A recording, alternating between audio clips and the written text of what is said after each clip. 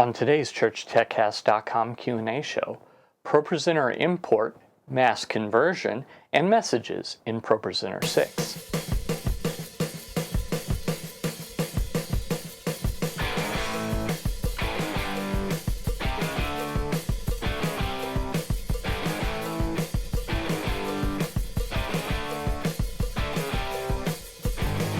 Hi, and welcome again to the ChurchTechCast.com Q&A show. This is the show where every week I answer your church tech questions.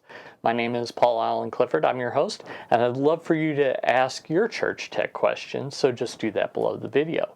Now, if you're listening to the audio podcast, which is a good way to do it as well, by the way, head over to trinitydigitalmedia.com/subscribe and choose which or all the shows to subscribe to, if you're subscribed that way.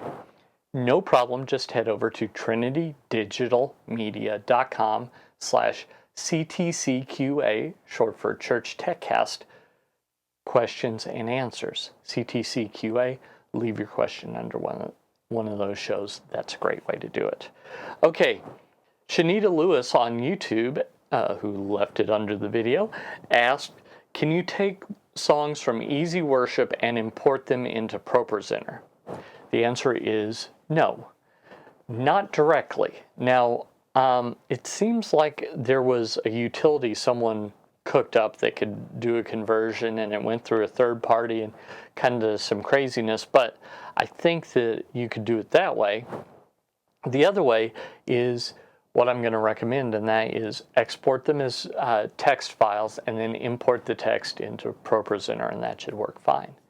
Now, in response to my answer, which was what that was, because I don't wait until I record a video to answer these things. I answer them one-on-one. She asked, can I convert text in Easy Worship in mass, or will I have to do it song by song?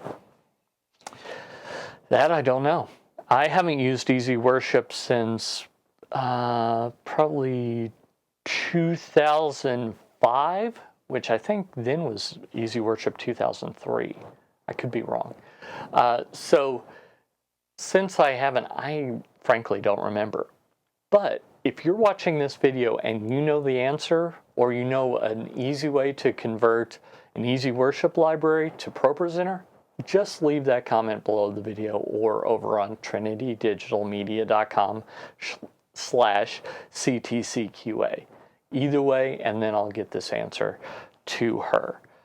Okay, Lloyd D on trinitydigitalmedia.com, see, he did the other way, says, hey Paul, in your post, and then he lists one of my videos, you showed how to send a message from one computer, from another computer, or even iPhone, then you stated that you could send messages using an Android phone too. Is this correct? As I can't seem to get it to work on my Samsung, but I can on my iPhone. Well, to answer that question, it should work. It's just a web page. So make sure that you're on the same network. There's no sort of firewall, no sort of third-party thing that's blocking it, because that web page will not traverse over the internet. It's just a local page. So if you're on a different network, or there's a subnet mask that gets in the way, etc., that could cause that problem. So make sure that all that information is the same. Make sure you're not like on the on your iPhone, you're on the production Wi-Fi, and then on your Samsung, it was a Samsung, right? Yes, it was. On your Samsung, you're on the public Wi-Fi that's not connected to each other.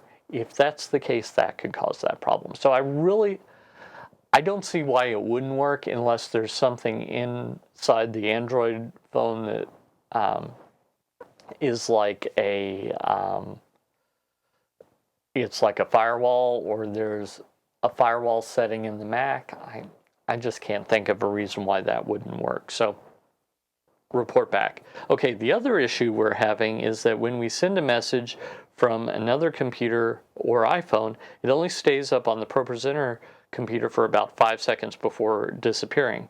So if the ProPresenter operator doesn't click it in time, or there's a prayer on or something, then it's gone after 5 seconds. Can one lengthen the time it stays? Yes, actually, I believe you can, and this is something inside of OS X. If you go to Preferences and then Notifications, the type of notification matters.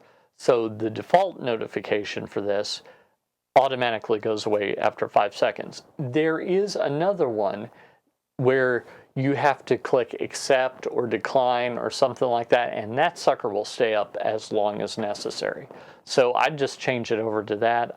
When I emailed you, I told you what OS X called it, but that's what I would do. Well, I hope that helped you. I hope that that was one of your church tech questions, and if not, don't worry, you can just leave it under the video or head over to trinitydigitalmedia.com/CTCQA. If you like this content, you'd probably like my email newsletter, so head on over to trinitydigitalmedia.com/gifts, GIFTS, and pick up your copy of one of 5 church tech gifts that I have for your viewing pleasure. You can decide which is the appropriate one for you, and a free subscription to my email newsletter, which I send out about weekly. Also, while you're there, head over to trinitydigitalmedia.com/store.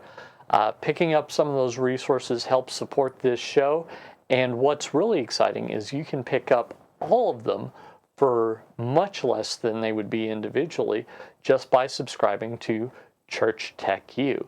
Now, that can be either a monthly price or a yearly price. The annual price, not that expensive and much cheaper per day. It's about 54 cents. So for 54 cents a day, you can pick up all my church tech resources, including the new ones that I'm working on right now. In fact, I've got a book that's about half done that will be only available there, at least at first. So if that helps you, by all means, head over there. Until next time, this is Alan Clifford with TrinityDigitalMedia.com. Go out and change eternity.